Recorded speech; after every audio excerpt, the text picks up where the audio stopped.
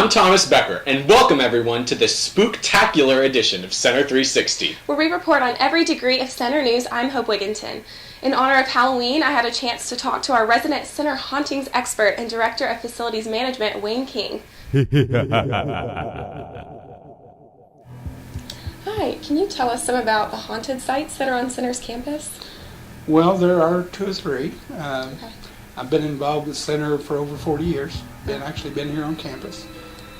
Had several experiences personally. The tales I'll tell you are actually true stories.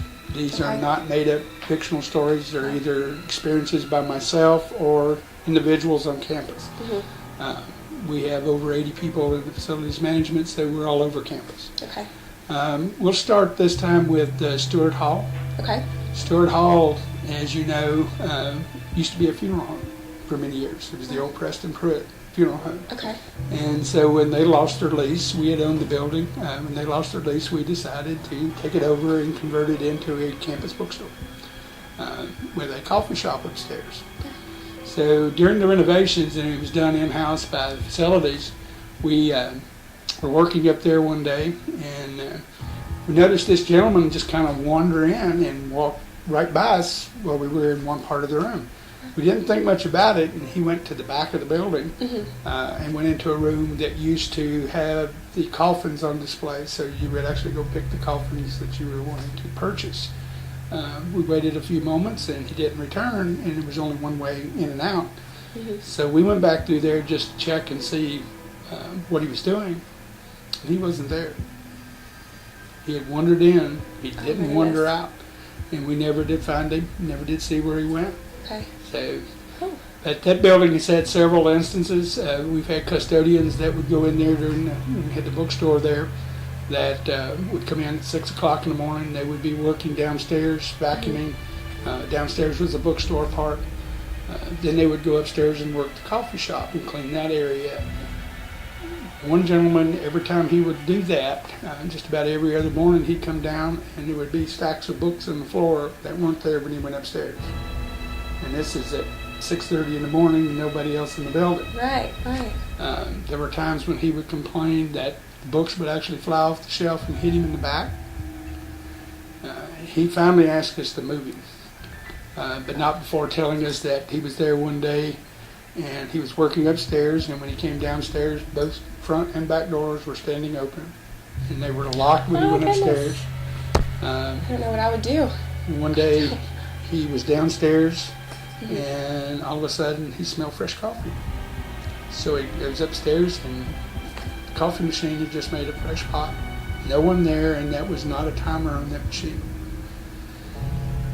The lady one day that was working the coffee shop called down to facilities, and she was very upset.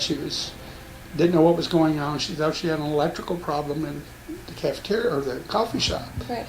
And so we went up there, and she was shaking all over. On one counter there was a blender. On the opposite counter there was another blender, and they both came on at the same time, and she couldn't shut them off. The only way she could actually get them to shut off was to actually unplug them. And she'll still tell you that today. We never did figure out what was going on. Plugged them back in, they worked fine, and it never happened again. So Wow. it's kind of a scary place. It sounds like it. Yes. Wow. And I won't tell you what room that Stewart Hall was actually the embalming room. Okay, that's probably for the better. Probably. Goodness. Sutcliffe also was a site of several places, several things. The original Sutcliffe, that part of it was demolished when they had the renovations here a few years ago, back in 2005-06. The front part of the building was demolished, which took out the old ballroom, which was a big room where events were held. It was the original college basketball gym. Right. You could be in there and be in the ballroom by yourself and hear somebody walking across the floor to you, and you'd be in there looking around and no one there. You would be in there working by yourself and you could feel someone tap you on the shoulder, and there's no one there. Wow. There were Has this happened to you? This happened to you? You're getting there? I'm just anxious. I'm excited for the next part. Yes, actually, it did tap me on the shoulder one day. There were also tales of the people that would be working ball games late at night, they close up the gym, they start out, turn out the lights, start outside, and they hear somebody playing basketball. They'd go back into the gym, nobody there, ball to be rolling across the floor. The one really bad experience that I had, it was during the summer, and at that time we didn't have a lot of summer activity on campus. And there were 3 of us painting the very old racquetball courts that were right beside the training room. Okay. There's one door that leads down a set of stairs into those racquetball courts, and that's the only way in or out. Well, we've been painting there all morning. There were 3 of us, and there was a handball there, and we kind of bounced it around like youngsters. And at that time, I was a youngster here. So we decided to break for lunch. So we turned out the lights on the handball courts and go up the stairs, lock the door. Just about the time we get to the exterior door, we can hear the handball bouncing around in that freshly painted room. So thinking someone was down there, we go to the door and it's still locked.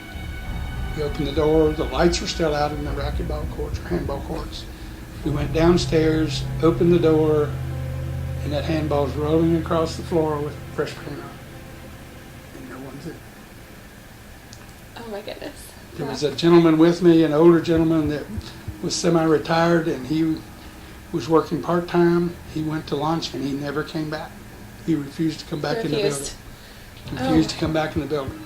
Did a little checking and come to find out that a trainer had committed suicide in that part of the building at one point. It was an old weight room at that time, and the people that came in that morning found out that he had committed suicide in that training room. That actually happens to be locker rooms now after the old renovation. And I won't. You won't tell which locker room that is? No, Which team I don't think has that the would be pleasure? Oh. Then probably the most activity on this campus is at Breckenridge Hall. Well, that's where I live. How convenient. Good. I'm not going to ask you which room you're in. Okay. Ooh, because there's a certain room that I'll never tell you what room it is. Okay. Okay. That's fair. Back in the mid-'70s, got a call from the Student Life office at that time, which consisted of the Student Life director and a secretary. And that was the entire Student Life staff. Wow. So it tells you how long I've been here. The lady called and she had some boys, and at that time the building was all boys, all male. And we had a room where the boys would wake up in the middle of the night, 2 or 3 o'clock in the morning, the door would be open to the room, the lights would be on, the window would be up, and their radio would be playing. So we thought somebody had a key left over from years past, so we went up that next day and changed the lock. Okay. That night, same thing happened. They woke up in the middle of the night, the window was up, the lights were on, the door was open, the radio was playing. Okay, somebody's got a master key. So we go in again the next day and change the lock, and this time we put a slide bolt on the inside. So even if someone had a key, they couldn't get in. Well, it happened again the next night. Right. They woke up, the door again was standing wide open. They swore they had used the latch bolt. Right. And the door was open, the lights were on, the window was up, and the radio was playing. We moved them out of that room, shut the door, locked it up for the rest of the year. The lady that was secretary at the Student Life at that time did a little research and found that a student had committed suicide in that room almost 50 years to the day that this activity was happening. Wow. So the following year, we put the kids back in the room and never said anything. Over the years, different things would happen in that building. And so, again, we would never tell what room it was. Right. So a few years ago, we were doing inspections for the summer, and a colleague of mine, Mr. Sullivan, and a lady with the Student Life was inspecting Breck summer, and Young and I were on another part of campus. Well, late that afternoon, Mr. Sullivan comes running over and screaming, "I know which room it is, I know which room it is." I says, "What are you talking about?" He says, "I know what room that you were talking about. We went into a room up there, and on the wall, there's a face on the wall. When you walk in, there's a big smudge at the top, and there's a face looking at you." And I just told him it was crazy. That wasn't a room. It wasn't a room. You was just imagining things. So I waited till after everybody left because the room number he gave me was that room. And so I go over and open the door, and sure enough, and you could see the face on the wall. And it was looking directly at you no matter where you went in that room. My goodness. I took some stuff and cleaned the wall. Never said any more about it. A few years later, student life, actually had a psychic came in here in the mid-90s. And we all met up there and we were telling the stories of Breck, and the psychic went through the building, and the psychic came down and says, yes, there is an entity here. And his name is Peter. His name is Peter. His name is Peter. Huh. She said Peter's not an evil, he's not going to hurt anybody, but he can't leave the building. So Peter's still there. What they don't know is that the name of the student that committed suicide, his name was Peter. So this psychic knew this without you all telling that information. Right. Wow. She told us the name of this person, the name is Peter, and I'm the only one that's on campus that knows that name. So Peter's still there. But your heart was racing as she told you that. You just... Well, by then I'm already used to Peter. You're kind of... Wow. I've been used to Peter. I've been around him quite a bit. Breck Hall has had several different instances in the attic, which is securely locked. Okay. There is actually a ladder going up to a hatch that gets you up on the roof right behind the big steeple. On that hatch, there are 2 chains with padlocks to keep that hatch from being removed. On at least 3 different occasions, we've come up into the attic, and all the chains would be literally ripped out of the wood, and the hatch would be open. And the last time, Ann Young was with me when we found this, so she can verify that they would literally be ripped out of the wood. We'd always put the chains back on it and lock it out. So Peter's still there, and he's playing pranks. Have tales of people saying that they hear a wheel squeaking in the building. What they don't realize is that there used to be a wheel in the building. There used to be a personal dumbwaiter type elevator that would go from the first floor all the way to the 3rd floor. You'd actually put your luggage or yourself on it and pull the ropes and take you to the 3rd floor. Wow. And we removed that several years ago. Okay. People still today, even when I tell the story of people that live in Breck, they still say they hear the squeaking wheel. The wheel is squeaking turn. Wow. The problem is the wheel is actually laying in the floor in the attic, so it can't squeak anymore, but they still hear it. The biggest experience that I've had, again, this goes back into the mid-70s. This was before we had a lot of summer groups. And at that time, we would actually sew a piece of material over top of mattresses that were stained. Mattress covers weren't invented with the zippers and all the good things today. Yeah. So if we had a mattress that was torn or damaged, we would actually get a bolt of cloth and actually sew a new cover on it. Okay. And I became quite good at that. Yeah? I'm a pretty good seamstress. Okay. All right. So I was working on it, and I was on the 1st floor one day. And I was in the building totally alone. And I heard somebody walking around upstairs. Knowing that the building was supposed to be empty, I started upstairs, went through the 2nd floor, went to the 3rd floor, found nobody. All the doors were shut and locked. I go downstairs, back to the room I was working in, and here it is again. This time I'm hearing doors shut. People walking and running down the hall. Okay, so I go back up, take the key, go to every room on the 2nd floor, every room on the 3rd floor, and found no one.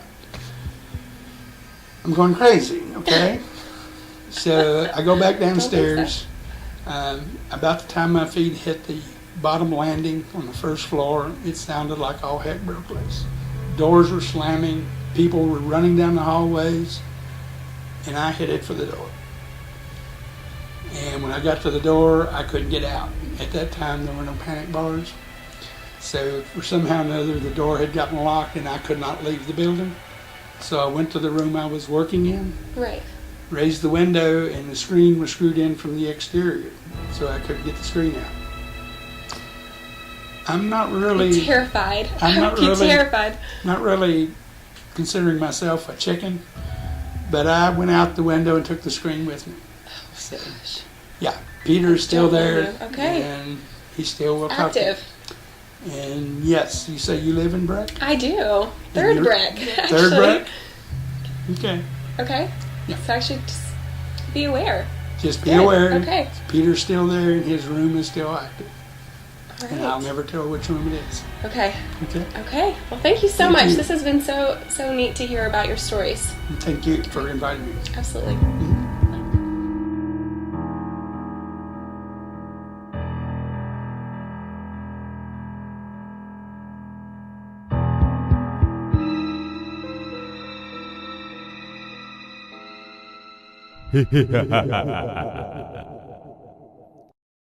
On Wednesday, attend the convo to Sand, Writing the Iraq War. Poet and soldier Brian Turner's work has become known as some of the most powerful representations of 21st century war. That's at 7:30 in Young 113. On Thursday, you'll want to attend Seeing the Elephant, Perspective of the Experience in Combat.